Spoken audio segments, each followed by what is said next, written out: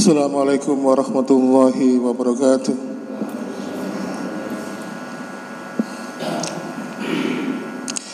Alhamdulillahilladzi hadana lihada wa ma kunna linahtadiya laula an hadana Allah. Asyhadu an la ilaha illallah wahdahu la syarika lah wa asyhadu anna Muhammadan abduhu wa rasuluhu alladzi la nabiyya ba'da. Allahumma salli wa sallim wa barik ala Muhammadin wa ala alihi wa ashabihi wa man tabi'ahum bi ihsan ila yaumiddin. Fa ya ibadallah usikum wa nafsi bidallah faqad fazal muttaqun. Qala ta'ala fi kitabil karim a'udzu billahi samiil alim minas syaitonir rajim. Ya ayyuhalladzina amanu taqullaha haqqa tuqatih wa la tamutunna illa wa antum muslimun.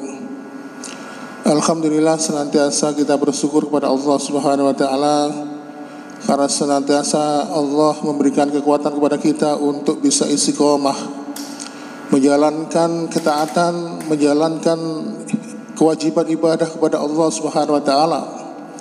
Perlu diketahui bahwa salah satu perkara yang membuat Rasulullah SAW muncul rambut putih atau ubannya adalah ketika turun ayat tentang perintah untuk istiqomah.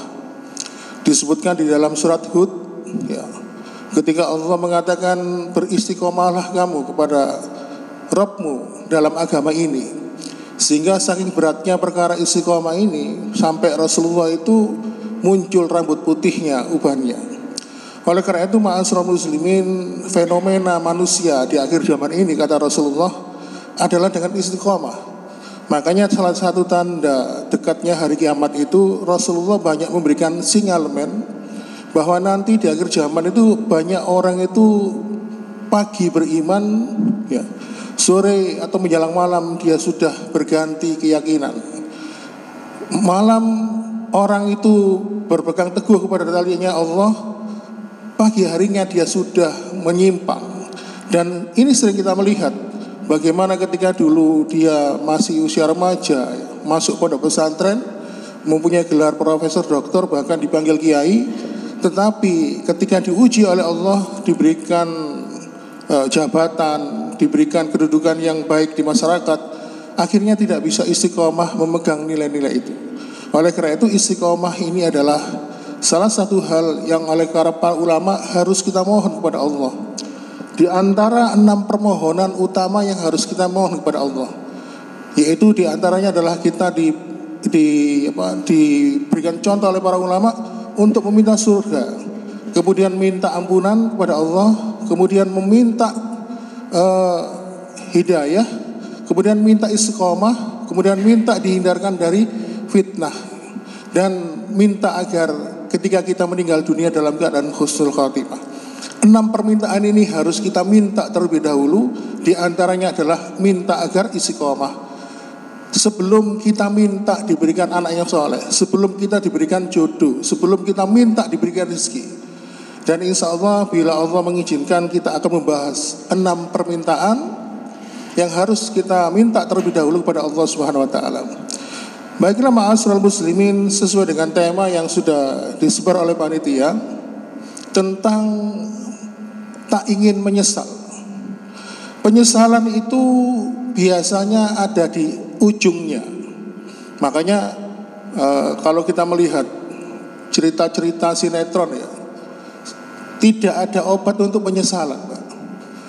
Oleh karena itu pada kesempatan ini kita akan membagi manusia nanti itu akan mengalami penyesalan yang begitu dalam. Dan penyesalan ini kita bagi penyesalan selama ketika dalam kehidupan dunia dan penyesalan ketika di alam akhirat. Ma'asyiral muslimin, tapi kalau kita ini menyesal dalam kehidupan dunia, seperti kita ini melakukan bisnis jual beli, lalu kemudian bangkrut, maka itu masih diusahakan. Kita masih harus bisa belajar bagaimana berbisnis yang baik misalnya. Sehingga dari penyesalan yang pertama karena bangkrut itu kita bisa mengambil pelajaran. Tetapi kalau ketika penyesalan itu berhubungan dengan akhirat, maka tidak ada obat. sekali menyesal maka pasti akan menyesal selamanya. Oleh karena itu ma'asyiral muslimin, beda dengan orang kafir yang orientasinya bukan ke dalam kehidupan akhirat. Mereka hanya memikirkan tentang kehidupan dunia. Makanya ketika mereka mengetahui kenyataannya bagaimana kehidupan akhirat itu, pasti penyesalan mereka tiada ujung dan tepinya. Ma'asyiral muslimin, penyesalan itu dibagi dua, yang ketika manusia itu masih dalam kehidupan dunia dan penyesalan ketika manusia dalam akhirat. Yang pertama adalah ketika dia masih berada di dunia, ya, penyesalannya adalah ketika dia menjumpai sakaratul maut. Jadi dia belum meninggal, tetapi proses meninggal atau sakaratul maut, kalau orang Jawa bilang naza. Ketika nyawa ditarik oleh malaikat, semakin menjauh dari raganya dan tinggal di kerongkongan, maka manusia di situ pasti akan menyesal. Makanya Allah menyampaikan dalam surat Al-Fajr, waji yauma idzin bi jahannam yauma idzi yatadzakkaru insanu wa anna lahu dzikra. Mereka mengatakan, oh ternyata akhirat itu ada. Dulu ketika dia mendengar ceramah ustadz, seorang kiai yang bercerita tentang akhirat, ada surga dan neraka. Oh ternyata akhirat itu ada. Kemudian dia mengatakan, oh seandainya dulu kami dalam kehidupan dunia ini mengikuti peringatan itu. Kalau orang yang tidak beriman, yang senantiasa berbuat dosa dan maksiat, pasti menyesal. Maka orang beriman pun juga menyesal. Bagaimanakah penyesalan orang beriman ketika ditampakkan akhirat itu?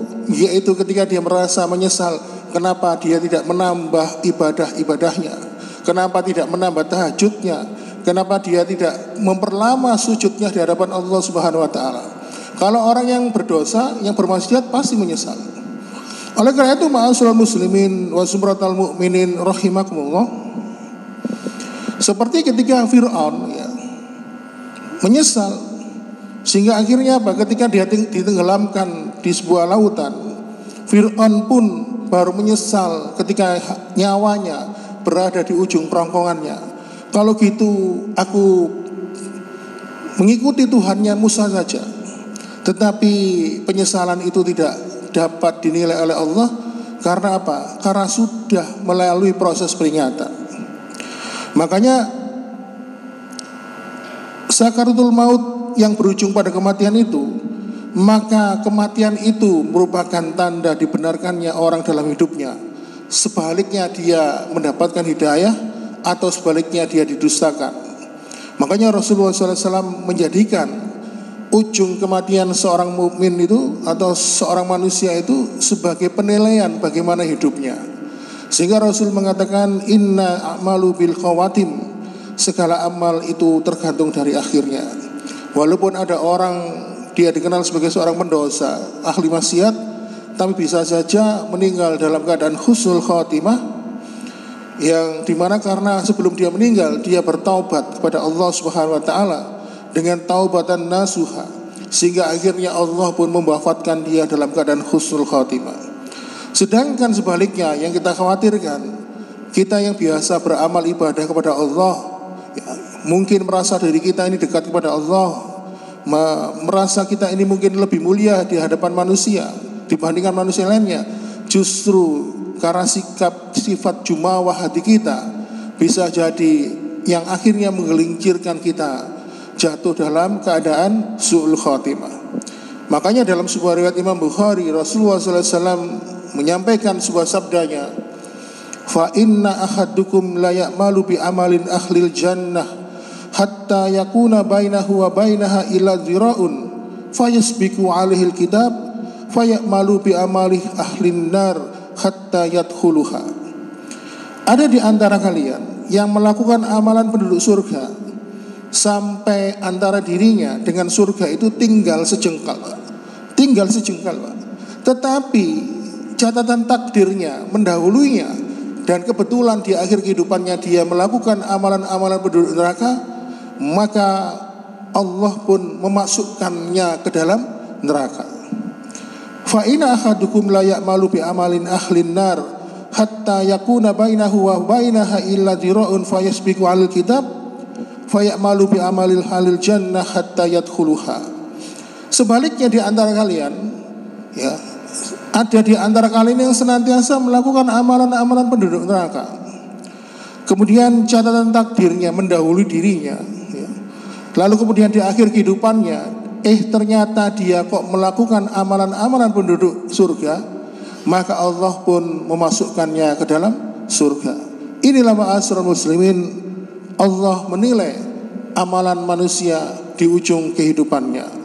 Oleh karena itu, marilah kita senantiasa istiqomah menjalankan ketaatan, menjalankan ibadah dengan niatan ikhlas kepada Allah Subhanahu wa taala. Karena apa? Rasulullah mengatakan sesungguhnya nanti manusia akan diwafatkan sebagaimana dia biasanya. Kalau dia biasanya main kartu, mungkin dia akan diwafatkan dalam keadaan main kartu. Kalau dia biasanya senang joget-joget, nyanyi-nyanyi seperti kita lihat di beberapa tayangan video, tidak peduli, dia akan jatuh tersungkur ketika maut itu datang. Dan kita juga sering melihat kalau seseorang itu biasanya berdakwah, kita sering jumpai ada yang sedang khutbah, ada yang sedang ceramah, memberikan kajian, tiba-tiba dia meninggal dunia. Ada juga yang meninggal ketika sholat, ada juga yang meninggal ketika mengkumandangkan azan. Maka orang itu dinilai dari istiqomahnya, sehingga dari istiqomahnya itu Allah benarkan dia diwafatkan dalam keadaan seperti itu. Makanya kalau kita ini gemar melakukan kebaikan, maka banyak-banyaklah melakukan kebaikan. Insya Allah Allah akan mewafatkan kita dalam keadaan seperti itu. Itu penyesalan manusia di tingkat dunia. Kemudian berikutnya, penyesalan manusia ini adalah di dalam kehidupan akhirat. Nah, penyebab seseorang itu menyesal dalam kehidupan akhirat itu disebabkan dua hal. Yang pertama, dia menyesal karena apa? Karena telah berbuat kesyirikan. Dia mensekutukan Allah. Sehingga Allah pun berfirman di surat Al-Kahfi ayat 42, yang saya bacakan terjemahannya, dan harta kekayaannya dibinasakan, lalu dia membolak-balikkan kedua telapak tangannya, tanda menyesal terhadap apa yang telah dia belanjakan untuk itu. Sedang pohon anggur roboh bersama penyangganya, lalu dia berkata, oh betapa kiranya dahulu aku tidak mensekutukan Tuhanku dengan sesuatu apapun. Ma'asyiral muslimin, Ibnu Katsir, sang ulama ahli tafsir, ya, menjelaskan dalam kitab tafsirnya, kesyirikan adalah penyebab terbesar manusia nanti dalam kehidupan akhirat. Karena apa? Seluruh amal-amalnya dihapuskan oleh Allah Subhanahu wa taala. Makanya kalau kita melihat seperti paman Nabi yang bernama Abu Thalib, ya, dalam hidupnya dia dihiasi dengan kebaikan, orangnya suka menolong, ya. Tetapi ketika dia meninggal, dia kekal dalam kehidupan neraka. Kenapa? Karena dia tidak bertauhid kepada Allah Subhanahu wa taala. Kemudian dalam sebuah riwayat Imam Muslim dikisahkan seorang sahabat yang bernama Abdullah bin Zun'an.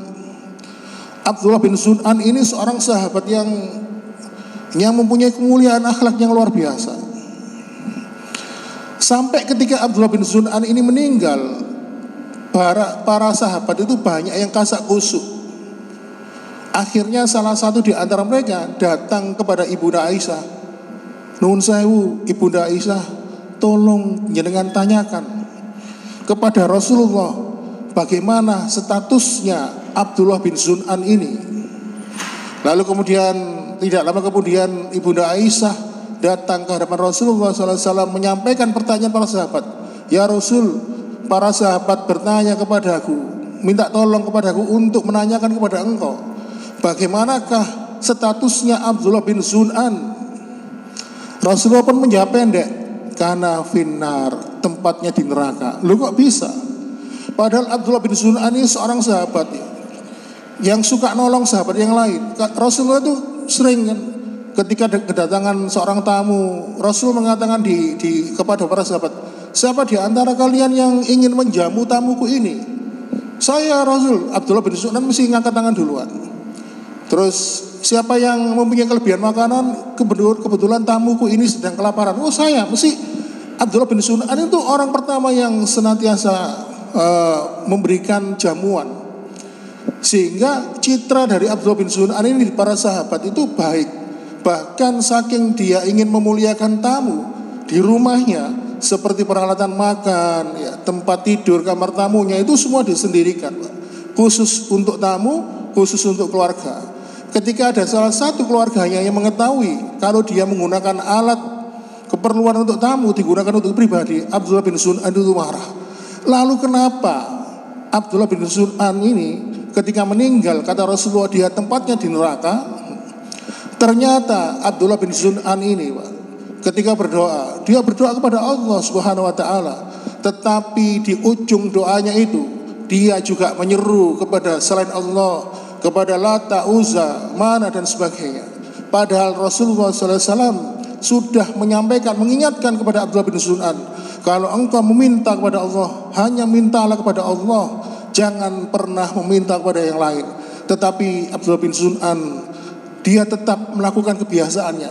Dia berdoa kepada Allah, tetapi di ujung doanya dia juga meminta kepada yang lain. Walaupun Abdullah bin Sunan ini termasuk sahabat yang baik, mempunyai citra yang baik di hadapan para sahabat, tetapi semuanya itu hapus semuanya di hadapan Allah, karena dia mempunyai kecenderungan hatinya bersandar kepada selain Allah Subhanahu wa taala. Ma'asyiral muslimin wa sumratal mu'minin rahimakumullah. Itulah salah satu penyebab seseorang menyesal karena kesyirikan.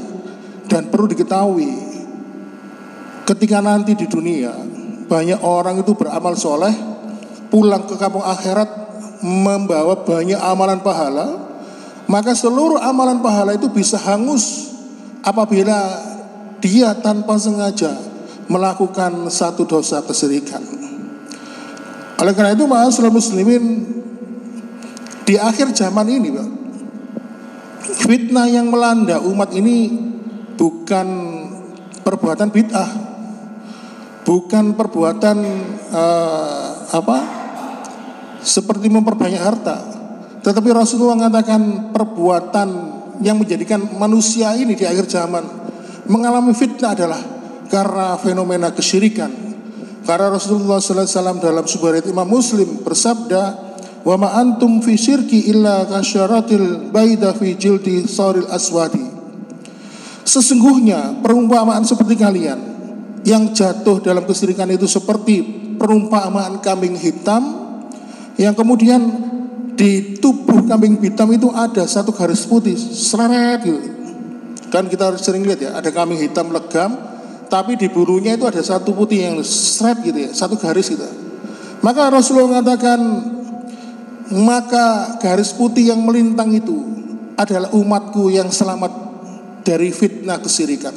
Maka begitu besarnya banyak manusia nanti di akhir zaman yang jatuh ke dalam kesyirikan.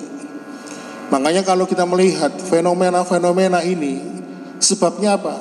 Karena tidak mampu mengendalikan keinginan. Saya sempat diceritani sama istri saya.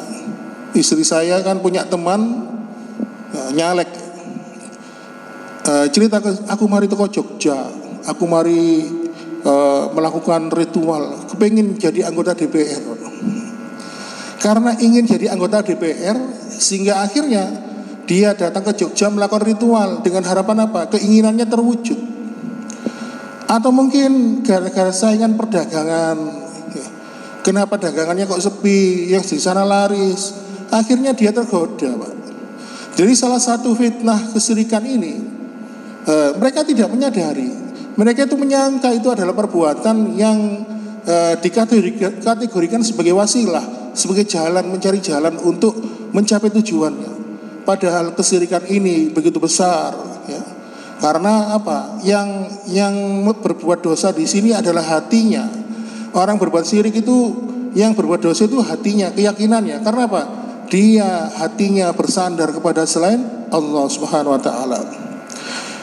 Itu penyesalan manusia di akhirat nanti. Yang pertama, karena dia berbuat syirik. Kemudian penyebab kedua manusia itu nanti menyesal dalam kehidupan akhirat adalah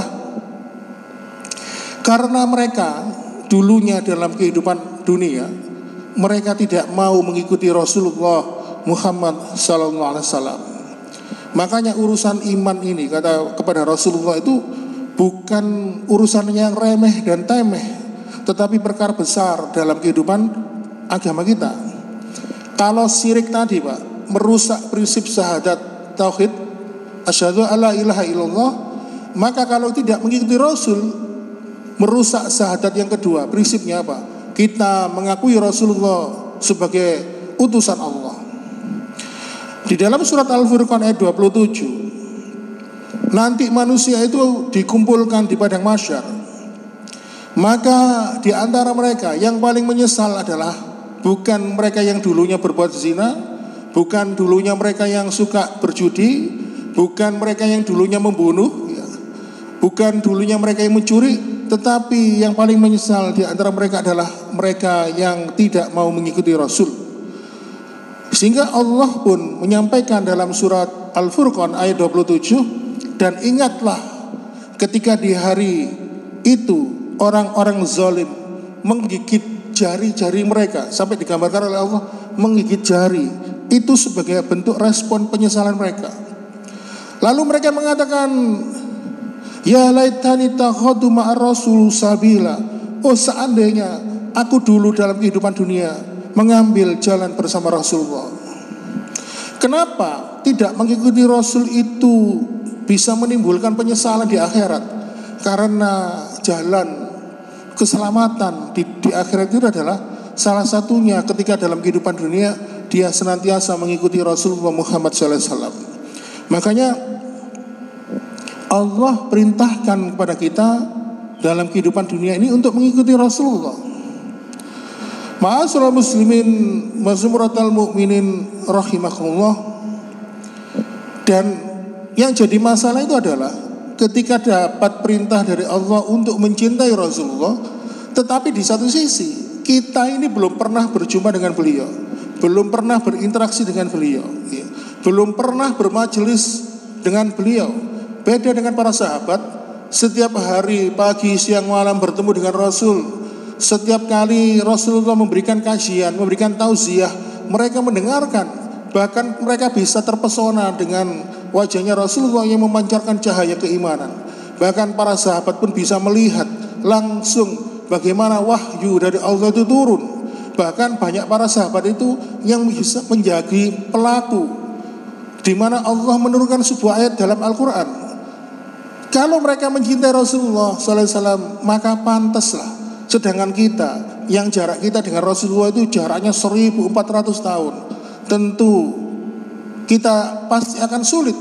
Tetapi alhamdulillah kita ini mendengar keterangan-keterangan ilmu yang diajarkan oleh para ulama, para ustadz, sehingga akhirnya dengan ilmu tersebut menumbuhkan rasa cinta kepada Rasulullah Muhammad SAW. Ma'asyiral muslimin, oleh karena itu kita pahamkan dulu Pak, mengikuti sunnah Rasulullah SAW itu bukan milik kelompok golongan tertentu. Karena akhir-akhir ini banyak yang mengklaim bahwa sunnah itu milik mereka, sedangkan kita yang mengaku mengikuti sunnah, kita tidak diakui. Oleh karena itu sunnah itu adalah sebuah sikap bagaimana kita ini mengikuti Rasulullah Muhammad SAW. Dan perlu diketahui bahwasannya pemahaman sunnah itu jangan mengambil pemahaman secara fikih. Kalau pemahaman secara fikih itu kalau dilaksanakan mendapatkan pahala, kalau tidak dilaksanakan tidak apa-apa. Jangan begitu. Artinya sunnah yang diajarkan Rasulullah itu semuanya dalam lingkup kehidupan kita. Oleh karena ma'asyiral muslimin wa zumratal mu'minin rahimakumullah, salah seorang ulama mazhab yang bernama Imam Malik mengatakan, sunnah itu ibaratnya seperti kapalnya Nabi Nuh. Siapa yang naik kapal Nabi Nuh itu akan selamat, dan siapapun yang tidak ikut naik ke dalam kapal Nabi Nuh itu akan tenggelam. Itulah sunnah. Makanya cinta seorang mukmin tidak akan sempurna sebelum dia mengikuti sunnah dari kehidupan Rasulullah SAW. Dan hakikat cinta kita kepada Rasulullah itu bukan hanya sekedar memuji, Pak, tetapi hakikat cinta kita kepada Rasulullah itu adalah mengikuti apa yang dia contohkan, mengikuti apa yang Rasul perintahkan. Makanya Nabi Muhammad SAW berkata dalam sebuah riwayat Imam Ibnu Majah, taraktukum ala masalil baida lailuha kanariha la yasuqa habadil illa halikun. Aku tinggalkan ajaran sunnahku kepada kalian sampai-sampai ketika kalian melewati sebuah lorong yang gelap, kalian akan mendapatkan gelapnya lorong yang itu seperti malam hari yang pekat itu akan menjadi terang. Lalu Rasulullah melanjutkan, kalau kalian masih mencari jalan selain dari yang aku tinggalkan, maka kalian akan celaka. Inilah ma'asyiral muslimin siratal mustaqim, jalan sunnah yang telah ditetapkan oleh Nabi Muhammad SAW. Sehingga Abdullah bin Mas'ud, salah seorang sahabat, mengatakan siratal mustaqim adalah jalan lurus yang ditinggalkan oleh Rasulullah Muhammad SAW untuk kita. Jalan lurus itu adalah sunnah, mengatur semua lini kehidupan, dan tidak ada sunnah yang tertinggal. Oleh karena itu Allah pun memberikan ancaman kepada kita. Kalau kita tidak mau mengikuti sunnah Rasulullah, kalau kita ini malah menselisih sunnah Rasulullah SAW, Allah berfirman dalam surat An-Nur ayat 63, ayatnya panjang, cuma saya penggal aja, Pak. Di situ Allah Subhanahu wa taala berfirman, "Falyahdharil ladina yukhalifuna an amrihi an tusbihahum fitnatun aw yusbihahum azabun alim." Maka hendaklah orang-orang yang menyalahi perintah Rasulnya takut akan mendapatkan cobaan atau ditimpa azab yang pedih. Jadi kalau ada orang yang menyalahi perintah Rasulnya, menyelisih sunnah, maka Allah akan memberikan azab, akan memberikan ujian, memberikan hukuman kepada mereka yang tidak mau mengikuti Rasulullah SAW. Itulah sunnah, mengatur semua kehidupan ini lengkap, detail, dan tidak ada yang tertinggal. Sampai urusan kencing pun diatur, sampai urusan motong rambut pun diatur, sampai urusan motong kuku pun diatur. Oleh karena itu ma'asyiral muslimin wa sumratal mu'minin rahimakumullah, itulah bagaimana keutamaan sunnah Rasulullah SAW. Sehingga Rasulullah pun dalam sebuah hadis Bukhari menerangkan keutamaan beliau sebagai Nabi dan Rasul penutup akhir zaman. Walladzi nafsu Muhammadin min hadil ummati Yahudiyun aw Nasraniyun summa yamutu walam yu'min billadzi tursi ibadil, demi jiwa Muhammad yang berada di tangan Allah, tidaklah aku diutus melainkan kepada kaum, termasuk kepada kaum Yahudi. Mereka harus mengikuti aku.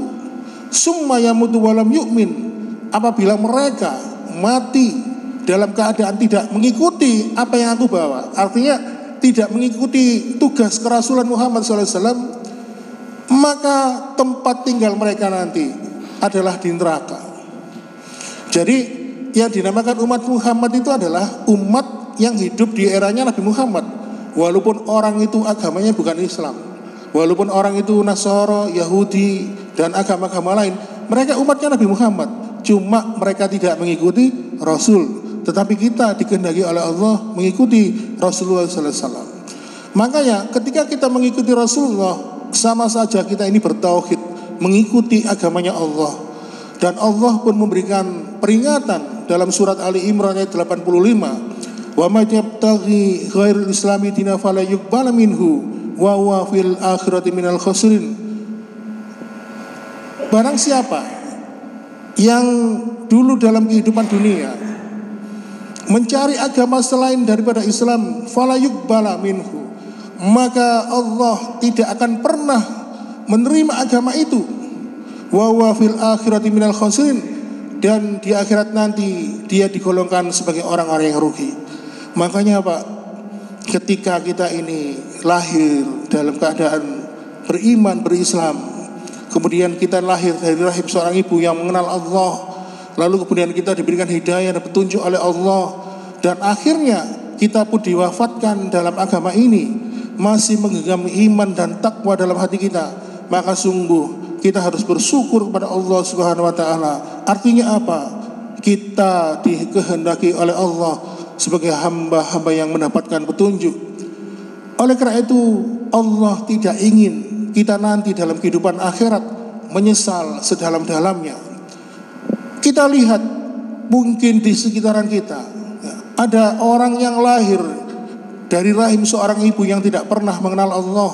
Dalam kehidupannya sehari-hari dia tidak pernah mengenal Allah. Bahkan ketika dia meninggalkan kehidupan dunia ini, meninggal dunia dalam keadaan tidak bertauhid kepada Allah.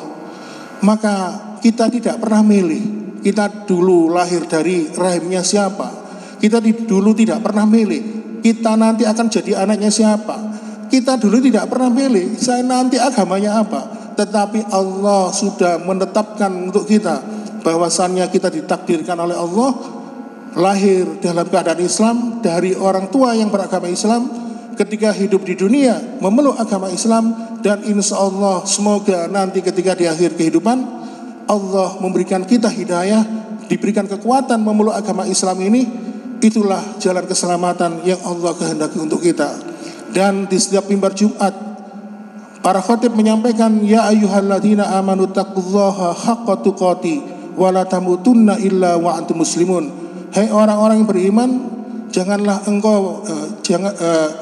engkau bertakwa kepada Allah haqqa tuqati, dengan sebenar-benar takwa, wala tamutunna, dan janganlah engkau mati illa wa antum muslimun, kecuali kalian mati dalam keadaan beriman dan bertakwa kepada Allah.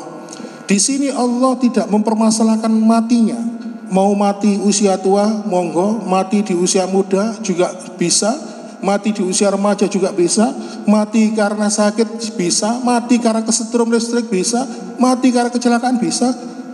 Semua jalan kematian itu, kata Rasulullah, ada 99 sebab kematian. Tetapi yang ditekankan oleh Allah ketika mati, janganlah engkau mati illa wa antum muslimun, kecuali engkau dalam keadaan beragama Islam, kecuali engkau dalam keadaan beriman dan bertakwa kepada Allah Subhanahu wa taala. Oleh karena itu, ma'asyiral muslimin, bagaimanakah cara mensyukuri nikmat ini? Mari kita mengikuti teladan para nabi dan para sahabat. Mereka ketika mendapatkan nikmat dari Allah, maka cara membayar terbaik kenikmatan itu adalah dengan membayar kenikmatan berupa apa? Meningkatkan iman dan takwa kita kepada Allah Subhanahu wa taala.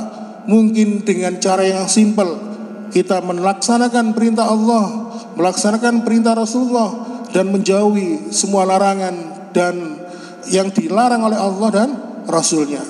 Demikian ma'asyiral muslimin wa subhanatal mu'minin rahimakumullah, bahwasannya penyesalan manusia di akhirat nanti tidak berujung dan tidak bertepi, dan tentunya kita semua tidak ingin menyesal. Maka beruntunglah orang-orang yang tidak ingin menyesal dalam kehidupan akhirat. Demikian yang dapat kami sampaikan. Sekiranya mohon maaf bila kekurangan. Aqulu qouli hadza wa astaghfiru li wa lakum innahu wal ghafurur rahim. Assalamualaikum warahmatullahi wabarakatuh.